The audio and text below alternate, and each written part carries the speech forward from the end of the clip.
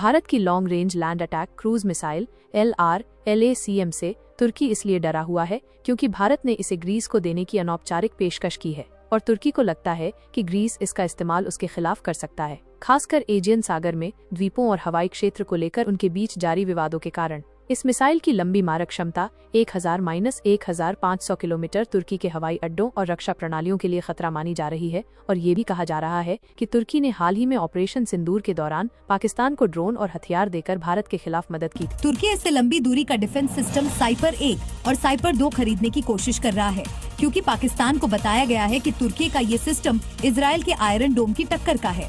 भारत की मिसाइलों से बचने के लिए शहबाज इस पर दाम लगा रहे हैं। हालांकि पाकिस्तान की सरकार को थोड़ा समझना चाहिए कि हमें ये इसको कैसे काउंटर करना है, क्योंकि मोदी साहब नहीं जा रहे पावर से बाहर। सो अगर मुझे याद है पिछली हमारी हुकूमतें, इमरान खान, वो मोदी इलेक्शन जीतेगा ना 2019 में, तो फिर हम उससे बात करेंगे। ये 2025 आ गया, वो तीसरा हमला कर बैठा भाई आपके ऊपर, ठीक है। वो तीसरा हमला, वो उन्होंने फिर हमला करना है।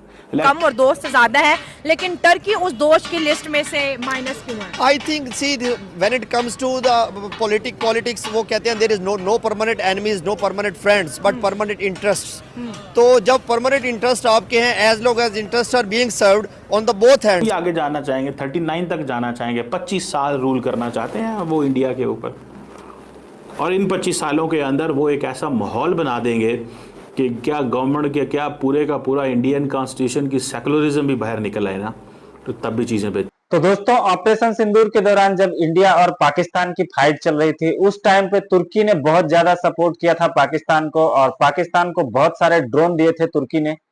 वही ड्रोन जो पाकिस्तान है वो भारत के अगेंस्ट यूज कर रहा था, भारत के लोगों को मार रहा था, सिविलियंस को मार रहा था, और ये बात जो है वो भारत को बिल्कुल पसंद नहीं आई। ये भी बताया जा रहा है कि जो तुर्की के सेना के लोग थे वो पाकिस्तान में बैठ करके जो ड्रोन्स को है वो ऑपरेट कर रहे थे।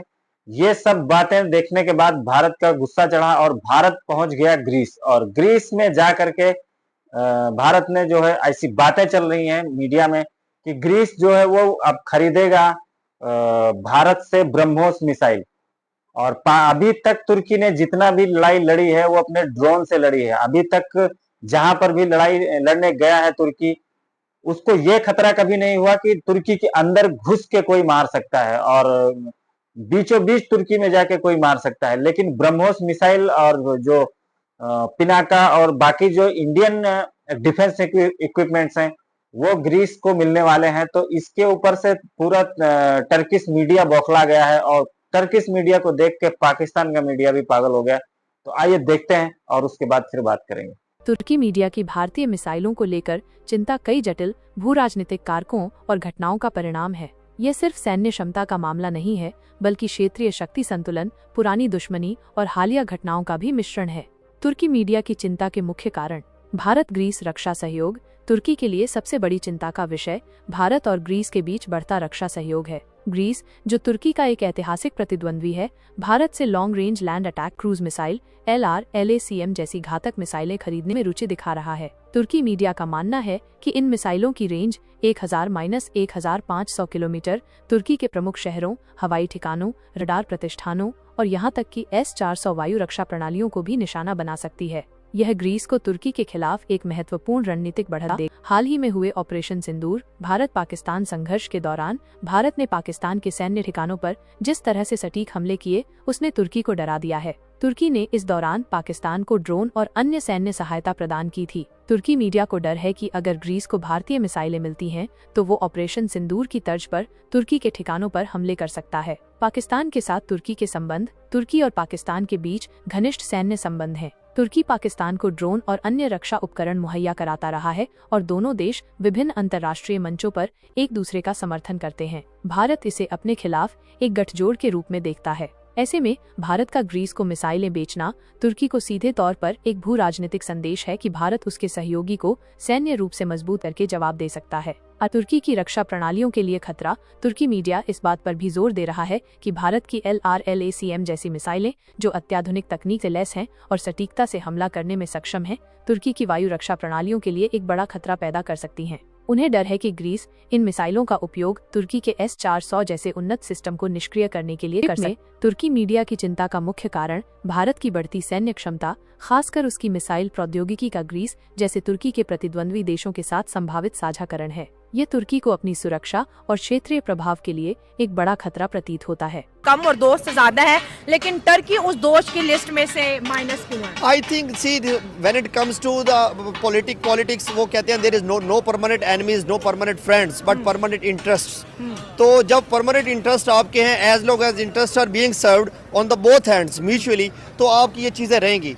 अगर टर्की को कुछ फायदा मिलेगा इंडिया से, वो कर रहा होगा, इंडिया को फायदा मिला टर्की, तो ये चीजें चलती रहेंगी, क्योंकि ये इंटरेस्ट की बात है। बाकी परमानेंट दुश्मन, ये आइसोलेटेड आप नहीं होकर रह सकते। दुनिया ग्लोबल विलेज बन चुकी है, डिजिटलाइजेशन आ गई है, आप एक सुकड़ कर ऐसे ग्लोबल विलेज, ग्लोबल सिटीजन बन गए हैं, तो आइसोलेशन रहना तो कोई तो सर एक ये बात भी है ना कि इंडिया ने बोला कि हम टर्की के भी दो टुकड़े करें, हम कुर्दों को सपोर्ट करेंगे जो कहते हैं हमने तुर्क से आज़ादी लेनी, वो कह रहे हैं कि चले आप कश्मीर को करेंगे, हम कुर्दों को करेंगे, वहाँ से हम साइप्रस को करेंगे। अब देखें ना, इनका भी, इंडिया का भी नेटवर्क टर्की के अंदर बड़ी तेजी से फैल रहा है ना, और ओपनली कहते हैं हम तोड़ेंगे तुम लोगों को। देखिए ये सेम वही बलोचिस्तान वाला सीन चल रहा है। ऐसे ही है बेसिकली। जब भी किसी चीज को तोड़ा जाता है या अगर उसको कोई नुकसान देना हो, तो उसके पीछे आवाम भड़काओ, एक आधा पोर्शन जो है ना, वहाँ से उसको जो बर्निंग होता है उनको इग्नाइट किया जाता है बेसिकली, ठीक है। तो वहाँ से चीजें उठती हैं।